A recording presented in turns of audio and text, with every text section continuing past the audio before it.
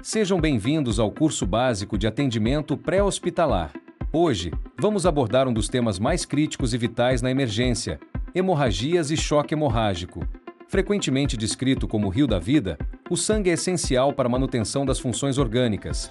E saber como agir quando este fluxo é interrompido por lesões é o que separa o sucesso do fracasso no atendimento inicial. Nossa meta principal hoje é capacitá-los a controlar hemorragias de forma eficaz e prevenir a evolução para o estado de choque. Ao longo desta aula, vamos entender a fisiopatologia por trás de grandes perdas sanguíneas, praticar as técnicas de contenção com os curativos adequados, identificar os sinais do choque hemorrágico e, muito importante, discutir as diretrizes seguras para o uso do torniquete. Para começar, vamos definir o que é hemorragia. Trata-se de qualquer perda de sangue para o meio extravascular. Podemos classificá-la quanto à localização: a interna, onde o sangue fica retido em cavidades como o tórax ou abdômen sem ferida visível na pele, e a externa, onde há ruptura cutânea. Também as classificamos pelo vaso atingido: a arterial, marcada pelo sangue vermelho vivo pulsando em jato, e a venosa, com sangue mais escuro que escorre de forma contínua. Antes de avançarmos para as técnicas de contenção, é fundamental termos uma noção da nossa reserva biológica. Vocês saberiam dizer quantos litros de sangue, em média, correm nas veias de um adulto? E no caso de uma criança, o volume é proporcionalmente o mesmo? Aqui estão os dados. Em um adulto, o volume sanguíneo corresponde a aproximadamente 7% do seu peso corpóreo. Já nas crianças, essa proporção é ligeiramente maior, chegando a 9% do peso. Isso significa que, em pacientes pediátricos, mesmo perdas que pareçam pequenas em volume absoluto podem representar uma porcentagem crítica da sua reserva total. Ainda revisando alguns conceitos básicos de sinais vitais, vamos pensar na pressão arterial. Qual é o valor considerado normal para um adulto saudável e qual a fórmula que utilizamos para estimar a pressão ideal em uma criança? No adulto, o padrão de referência é 120 por 80 milímetros de mercúrio. Para o público pediátrico, utilizamos cálculos baseados na idade. Para sístole, somamos 92 vezes a idade. Para diástole, somamos 72 vezes a idade. Manter esses valores em mente é crucial para identificar precocemente quando a hemodinâmica do paciente começa a falhar. As hemorragias são classificadas em 4 classes dependendo da gravidade. Na classe I, com perda de até 15%, o corpo ainda mantém a fisiologia estável. Já na classe segundo, perdendo entre 15% e 30% do sangue, começamos a observar taquicardia e ansiedade. A pressão sistólica pode até parecer normal, mas a diastólica sobe por vasoconstrição, diminuindo a diferença entre elas, o que chamamos de pressão de pulso reduzida. Entrando na zona de perigo, a classe terceiro envolve perdas de 30% a 40%, resultando em frequência cardíaca acima de 120 batimentos, confusão mental e queda visível da pressão arterial. No cenário mais grave, a classe quarto, com mais de 40% de perda, a pressão torna-se indetectável e o paciente pode evoluir rapidamente para o coma. Aqui, a intervenção imediata é a única chance de sobrevivência. O nosso grande desafio é impedir que o sistema cardiovascular entre em colapso. Baseado no princípio de Fick, o sangue oxigenado precisa chegar continuamente às células, especialmente as encefálicas. Sem essa perfusão adequada, as funções vitais cessam. Por isso, conter a hemorragia é a nossa prioridade absoluta no trauma. Para garantir que as células continuem recebendo oxigênio e glicose, o protocolo é claro: identificar e controlar imediatamente as fontes de hemorragia externa para prevenir o estado de choque. Em cenários com suporte médico avançado no local, o estabelecimento de acesso venoso para reposição será realizado conforme orientação direta. Agora que entendemos a gravidade e as classes das hemorragias, vamos focar na prática.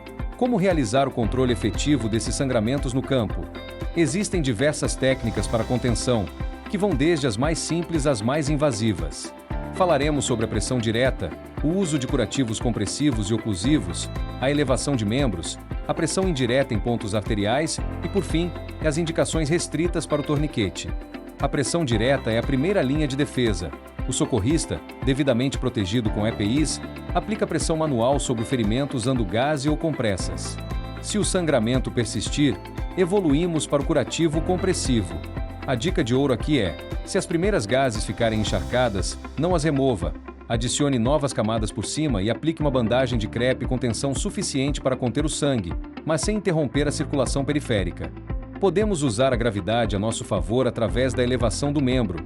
dificultando a saída do sangue. Outro recurso é a pressão indireta, ou ponto de pressão, onde comprimimos a artéria principal que nutre aquela região contra o osso. O objetivo não é ocluir totalmente o fluxo, mas reduzi-lo para facilitar a coagulação no local da lesão. Já o curativo oclusivo segue um padrão similar ao compressivo, mas sem a aplicação de pressão forte. Ele é ideal para cobrir o ferimento e proteger a área com gás e bandagens fixas, permitindo que o processo natural de coagulação ocorra em ferimentos menos pulsáteis ou em áreas onde a compressão excessiva seria prejudicial. O torniquete é um tema sensível. Ele não é recomendado para uso geral, sendo reservado para casos extremos onde outras técnicas falharam e há risco iminente de morte, como em amputações traumáticas severas ou ataques de animais de grande porte. Deve ser visto como último recurso, pois a falta de perfusão que ele causa pode inviabilizar o salvamento do membro. Porém, em uma escolha entre a vida e o membro, priorizamos sempre a vida. Além dos sangramentos comuns, lidamos com lesões específicas que exigem cuidados extras, amputações, eviscerações, onde órgãos ficam expostos, objetos empalados que nunca devem ser removidos no local e feridas aspirantes no tórax. Cada uma dessas situações demanda protocolos específicos de curativo e estabilização. Toda hemorragia não controlada nos leva a um destino perigoso, o estado de choque. Vamos entender agora o que acontece quando o sistema falha em entregar o que o corpo precisa. O estado de choque é o colapso cardiovascular por falta de perfusão e oxigenação tecidual. Embora existam vários tipos, como séptico, anafilático ou cardiogênico, o nosso foco hoje é o choque hipovolêmico, especificamente o hemorrágico, causado pela perda aguda de volume sanguíneo. Como reconhecer o choque hemorrágico? O paciente apresentará pele pálida, fria e com suor frio, taquicardia e respiração rápida, sede intensa e pulso fraco, filiforme. A pressão arterial estará baixa e o enchimento capilar será lento ou inexistente. Alterações de consciência, como tontura ou desmaio, indicam que o cérebro já está sofrendo com a falta de oxigênio.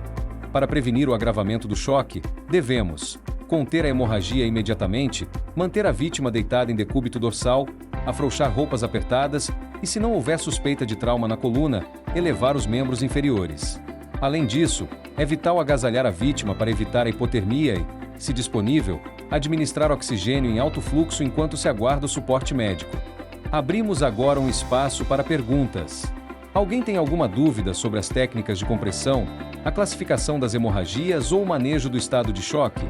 Para encerrar, vamos recapitular os pontos-chave. Aprendemos a distinguir hemorragias internas e externas, identificamos a gravidade pelas classes e a quarta e revisamos as técnicas de pressão direta, elevação e uso criterioso do torniquete. Lembre-se, no choque hemorrágico, o tempo é vida. Posicionamento correto, controle de temperatura e oxigenação são os pilares para manter o paciente vivo até o hospital. Obrigado pela atenção.